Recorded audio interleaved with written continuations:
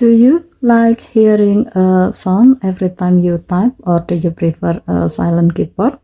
On the Galaxy S25 Ultra, you can easily turn keyboard sound feedback on or off. To do so, open any app where you can use the keyboard, for example, while opening a note. Tap the text wheel to show up the keyboard. Then tap the settings icon above the keyboard.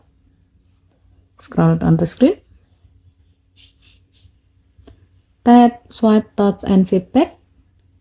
Tap touch feedback. And then toggle sound on or off. When it's enabled, your phone will play a system sound each time you press a key on your keyboard.